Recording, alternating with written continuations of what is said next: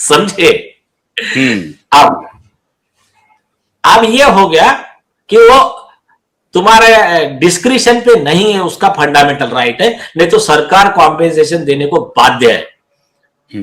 भले वो बाद में कंसर्न जज से सरकार वो कॉम्पेंसेशन वसूल सकती है, ऐसे भी केस लॉ है, खुद सुप्रीम कोर्ट ऑफ इंडिया के है। चलो अभी आते हैं मुद्दे पे। अब रिव्यू में अत्याचार की हद हो गई। अभी पहले तो एक है कि एसएलपी में अन्याय हो गया, रिव्यू में तो आपको अभी शॉक हो जाओगे आप, कई लोगों ने इस पॉइंट पे कभी बोला ही नहीं। रिव्यू पिटीशन आपने लगाया तो पहले क्या होता था, रिव्यू पिटीशन ओपन कोर्ट में सुनी जाती थी, आर्गुमेंट होता था, फिर उस पर डिसीजन होता था कि साहब आपने देखो जल्दबाजी में लिख दिया, लेकिन ये केस लॉ, फिर जज कोई गलती मान लेता था, कोई थोड़ा सा मैं मेरी गलती नहीं मानूंगा, जो भी है। तो या तो उसमें कोई एडमंड जजेस रहते थे, कोई अच्छे जजेस रहते थे, और कुछ करप्ट और डिसऑनेस्ट जजेस भी रहते थे। तो वो लोग फिर अपनी ऑर्डर बोलते थे नहीं चेंज करेंगे, ऐसे नहीं चेंज, मतलब स्ट्रॉन्ग ग्राउंड रहते हुए भी नहीं करते थे। चलो ठीक है। बाद में क्या किया मालूम है क्या, इन्होंने सुप्रीम कोर्ट में एक नया रूल बना दिया। क्या रूल बनाया मालूम है? कि रिव्यू पिटीशन अगर किसने फाइल किया सुप्रीम कोर्ट के ऑर्डर के खिलाफ, तो वो पिटीशन की कोई सुनवाई नहीं होगी, वो जज के चेंबर में जाएंगी और जज को लगा तो खारिज कर देगा बिना कोई कारण दिए,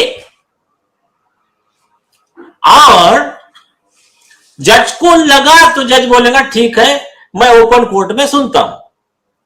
तो ये ओपन कोर्ट में सुनने का चांस हजारों में एक आधा रहता है, और मेरे नॉलेज में आज तक कोई भी गरीब का रिव्यू ओपन कोर्ट में हियरिंग के आने ही नहीं दिया, आया ही नहीं वो एक।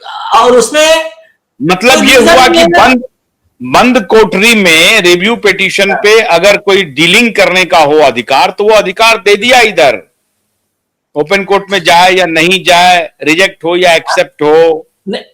अभी सुनिए ना, और उसमें भी सुनो, आप एक बार के लिए अगर आपने 5 ग्राउंड लिख दिए, आपने बोला कि साहब आपने जो ये लिखा है ये सुप्रीम कोर्ट के लॉ के तहत है, ऐसा पॉइंट लिखकर दे दिया।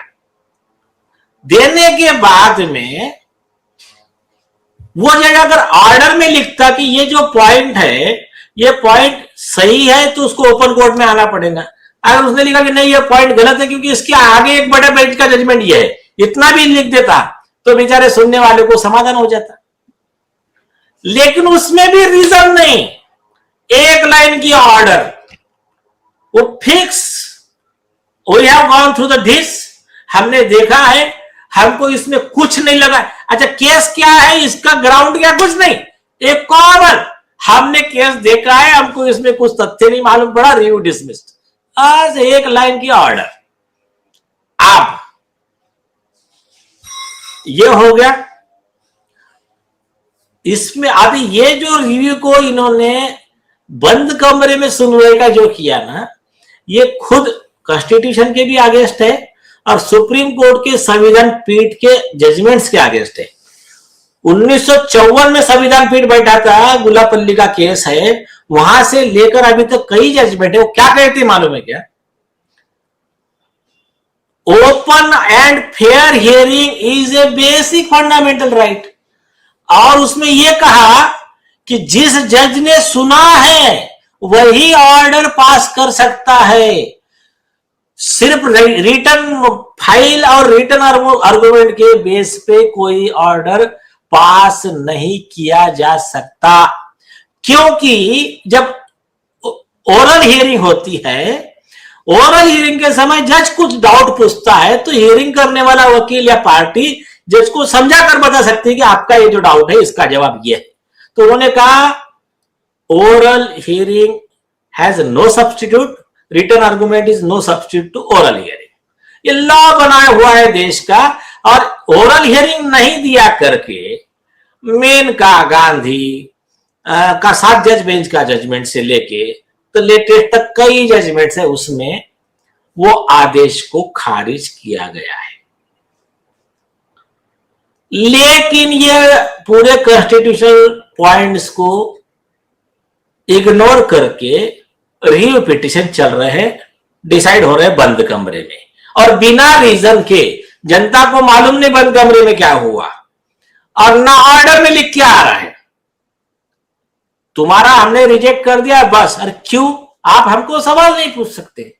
क्यों नहीं पूछ सकते? भगवान जाने ये कौन सा लॉ है, कौन सा संविधान है, कौन सा लोकतंत्र है।